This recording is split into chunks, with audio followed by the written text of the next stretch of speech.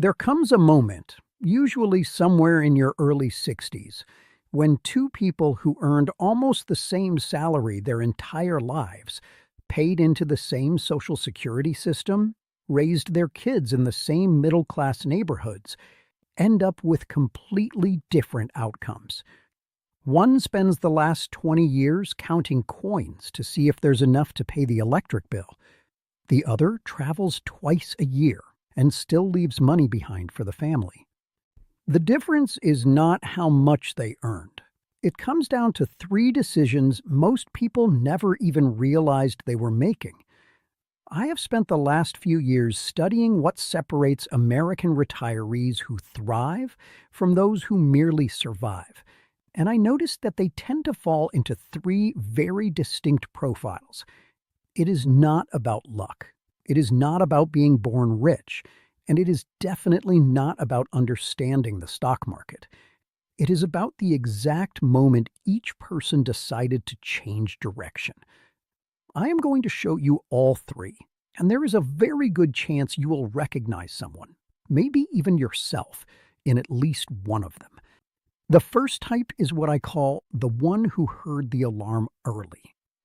This person, somewhere around 45 or 48 years old, had a moment of discomfort.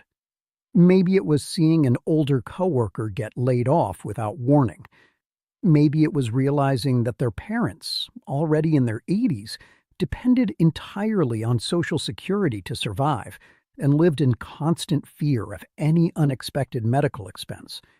Something turned on a warning light, and instead of ignoring that discomfort, this person did something most people avoid.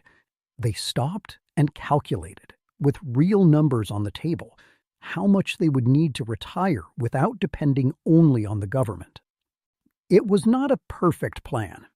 Most of the time, it was actually very simple: increasing their 401k contribution a little, opening a Roth IRA, cutting a few expenses that did not really improve their life, but slowly drained their savings month after month.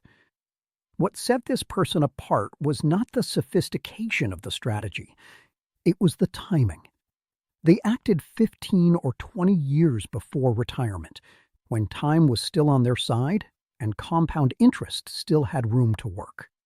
Someone who starts at 45 has almost twice as much time for growth as someone who starts at 55, and that changes everything in the final result, even when the contributions are similar. Before we move on to the second type, let me make a quick point. Most people watch this kind of video, nod along, and forget everything 5 minutes later. But if you have made it this far, actually paying attention to the details instead of just letting the words pass by, you are already in a much smaller group. And that kind of attention is exactly what separates people who change their lives from people who are still complaining about the same problems 10 years from now. So if you want to keep receiving this kind of information, direct, practical, and without the fluff, just subscribe to the channel.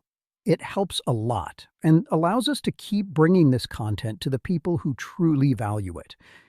Now, let's move on to the second type. The second type is different. This person did not get that early wake-up call. They lived most of their life without thinking too much about retirement. They kept going, kept working, and eventually reached 62 or 63 years old, facing a very real crossroads, deciding when to start claiming Social Security.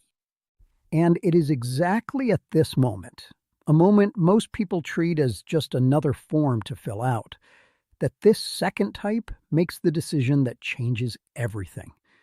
Instead of claiming as soon as possible out of anxiety, or simply because that is what everyone does, this person sat down, understood how the benefit calculation works, and realized something very few people stop to think about.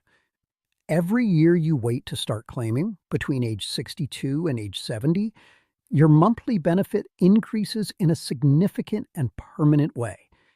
This is not a temporary bonus. It is an increase that lasts for the rest of your life.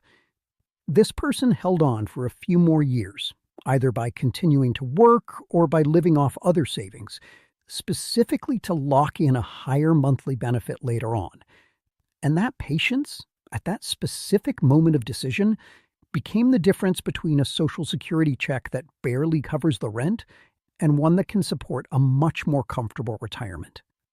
What is interesting about this second type is that they did not have to do anything exceptional their entire life. They did not have to start early. They did not have to invest in stocks from the age of 20. Their turning point happened in a single decision, late in the game, but it was a thoughtful, calculated decision, not an impulsive one. And then comes the third type, which may be the most surprising of the three, because this person did not do anything different before retirement. They worked, contributed the basics, claimed Social Security at the normal age, and had no real strategy. By the standards of the first two types, this person had already lost the race. But they did something many people forget to do after they retire. They kept adjusting. This third type understood that retirement is not a finish line where you stop thinking about money.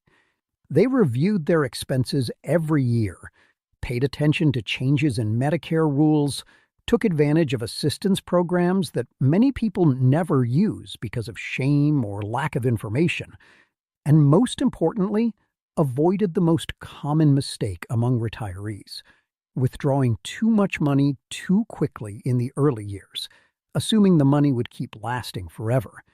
They adjusted their withdrawal rate as the market moved, as their health changed, and as real life happened. It was not discipline at the beginning. It was ongoing discipline, year after year, already inside retirement. What these three types have in common, even though they made completely different decisions at completely different moments in life, is that none of them waited for a magic solution or a lucky break. Each one had their own turning point, one at 45, another at 62, another after they had already retired. And in each of those moments, they chose to pay attention when it would have been easier to simply let life keep running on autopilot. So if you are hearing this and you have not gone through any of these three moments yet, maybe the real question is not which type you are. Maybe the question is, which of these three moments is still ahead of you? And what will you do when it arrives?